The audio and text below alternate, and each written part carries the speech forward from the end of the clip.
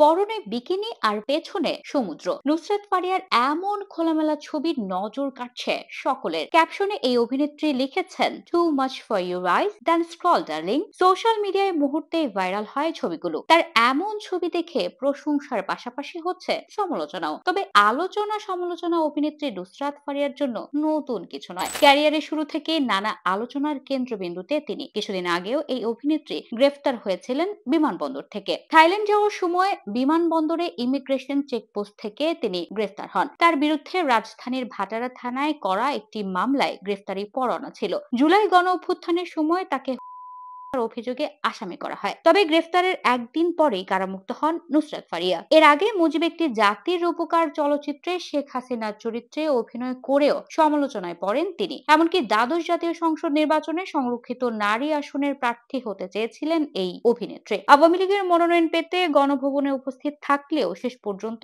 MP হওয়ার সেই স্বপ্ন পূরণ হয়নি তার। খোলামেলা পোশাক নিয়ে অসংখ্যবার নেটিজনদের সমালোচনায় পড়েছেন তিনি। একবার লেগিংস, ফিটনেস প্যান্ট ও স্পোর্টস ব্রা ও মুখে মাস্ক পরিহিত ছবি প্রকাশ করে নেটিজনদের সমালোচনার শিকার হন এই অভিনেত্রী। বাগদানের পর বিচ্ছেদ হওয়ার পরও আলোচনায় এসেছিলেন ফারিয়া। 2020 সালের মার্চে দীর্ঘদিনের প্রেমিক রনি রিয়াদ রশিদের সঙ্গে ধুমধাম করে বাগদান সারেন নুসরাত। তবে এর 3 বছর পর 9 বছরের সম্পর্কের ইতি টানেন তারা। সম্পর্ক ভাঙার পর মানসিকভাবে ভেঙে পড়েছিলেন নুসরাত ফারিয়া। তাই মানসিক অবসাদ দূরের জন্য 3 মাস কাজ করেননি। এমনকি নিয়মিত ঔষধও খেতেন অবসাদ কাটানোর জন্য। 2024 সালের একটি অ্যাপের শুভেচ্ছা দূত হওয়ার কারণে সমালোচনায় পড়েন আবার। এই অ্যাপের একটি গানেও দেখা গেছে তাকে। গানে গানে প্রচারণা চালিয়েছেন নুসরাত ফারিয়া। এর বাহিরেও নানা আলোচনা সমালোচনা আছে তার ক্যারিয়ারের শুরুর দিকে আল্লাহ মেহেরবান গানের জন্য সমালোচনার মুখে পড়েছিলেন অভিনেত্রী নুসরাত ফারিয়া। কলকাতার জিতের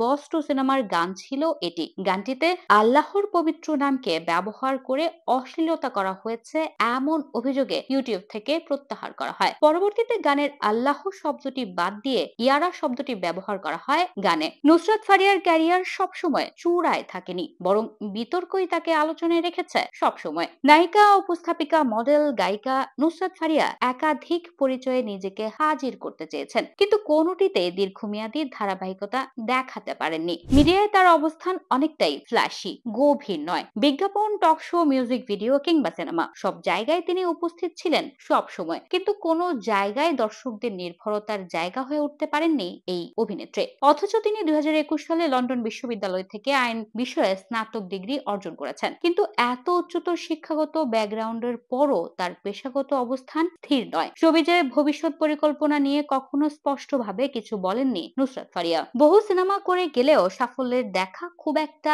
নেই বললে চলে। অথচ ক্যারিয়ারের শুরুতে তাকে মানা হতো শোবিজের নতুন সম্ভাবনার নাম। কিন্তু সময়ের সঙ্গে সঙ্গে সেই সম্ভাবনা কোথাও গিয়ে থেমে গিয়েছে তার। আলোচনায় থেকেছেন ঠিকই, কিন্তু একজন পূর্ণাঙ্গ শিল্পী হিসেবে নিজেকে প্রমাণ করতে পারেননি বারবার সুযোগ পেয়েও। অবশ্য আইটেম গানে বরাবরই মাতিয়েছেন এই নায়িকা। আর এই আইটেম গানেও একবার আপত্তি তুলেছিলেন নুসরাত। এমনকি নিজেকে আইটেম গার্ল মানতেও নারাজ। তার মতে, আইটেম গার্ল বলার মাধ্যমে নারীদের বিশেষায়িত করা হয়, তাই এখানে শ্রেণী বৈষম্য তৈরি হয়। অবশ্য এর জন্য তাকে সমালোচিত হতে হয়নি, বরং প্রশংসা পেয়েছেন। যাই হোক, এক যুগের এই দীর্ঘ ক্যারিয়ারে নুসরাত ফারিয়া কতটা সফল সেটা হয়তো বলা যাবে না। তবে আলোচনা সমালোচনায় যে সবসময় তিনি উপস্থিত থেকেছেন তা বলতে বাকি রাখে না।